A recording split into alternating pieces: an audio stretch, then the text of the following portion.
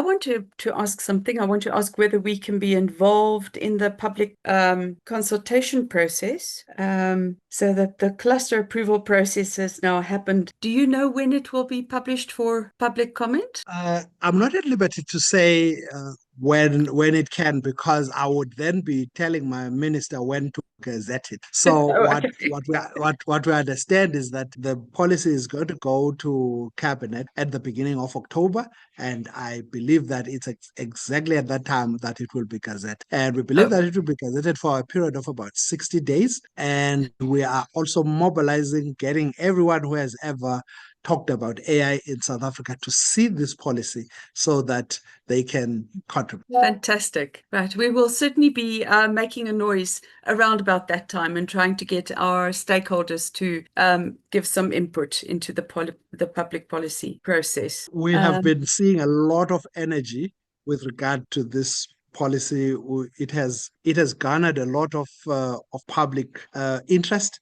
We've seen, I mean, concerning policy, it's very rare to see this level of energy. Policy is not something tangible, but when it comes to artificial intelligence, things have been quite different. In South Africa, we've seen a level of interest and excitement that we had never seen being generated before. Thank you. Okay, we've been trying to get people to talk about it for leading discussions in it for some time already. So last year we had three engagements, similar to this one, about artificial intelligence specifically, and people are indeed very excited and very worried about it. Well, I can assure that while there's a lot to worry about AI, what Yeah. we have done is we have asked the same people, according to the policy, to say, now that we have provided this overarching policy which provides this menu of options, then people could take the policy, run with it in their own sectors, and say, I'll give you an example. The financial services sector is insisting on having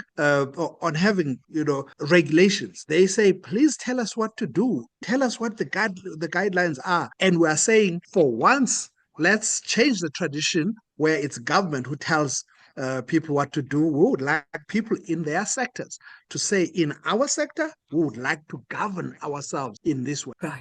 Oh, that's very interesting. So we'll be seeing what they will come up with. There's a lot of appreciation for your presentation.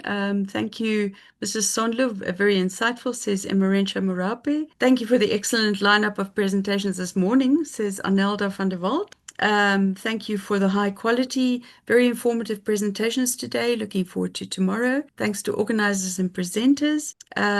Vilna says that 5 out of the 6 presentations have already been posted to the event page of the NSTF website.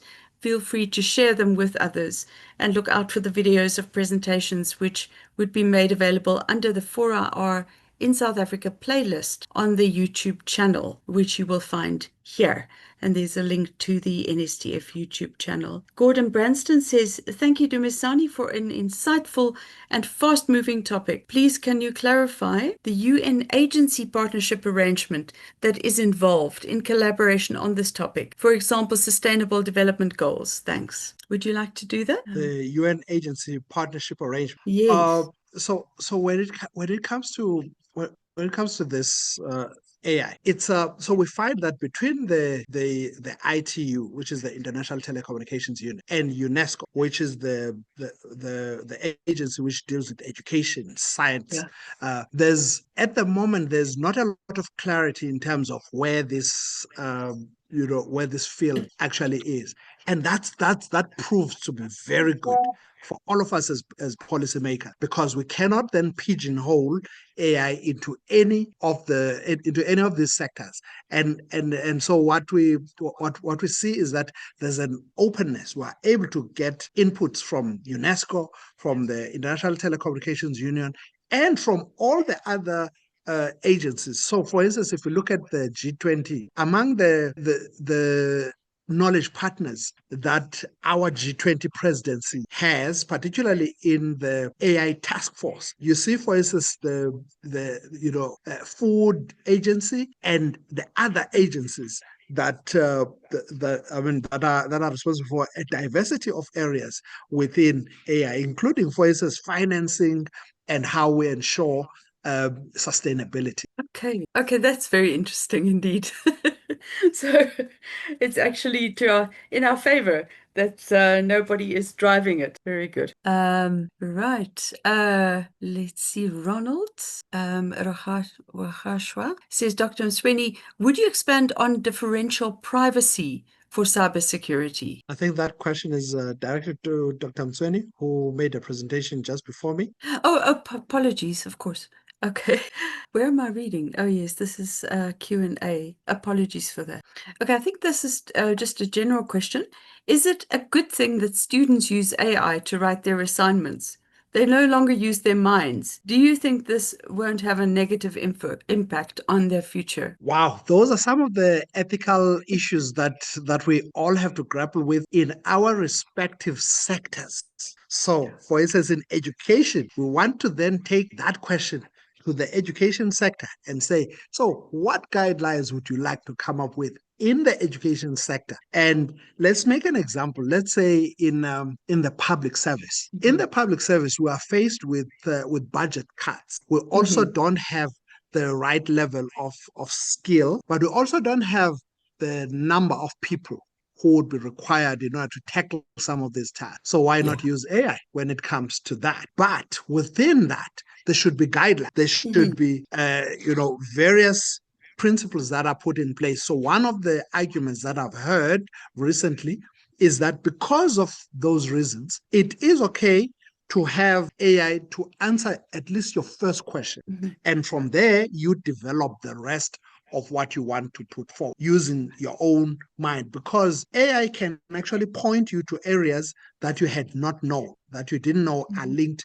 to the topic that you are actually dealing with. So that's one of the views that we've heard recently, which is why we say this policy must then go to the sectors. Every sector must find its own context and develop its own implementation strategy. Okay, thank you very much. Can I ask a question about artificial general intelligence?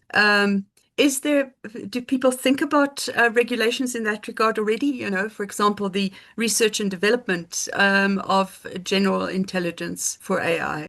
So here's what we understand. AI has not yet reached the levels that it is hyped up to have reached. So when it comes to AGI, it's our understanding that it's not yet there. So while it's not yet there, it is important that we look at what AI can do right now and provide guidelines and guardrails for that.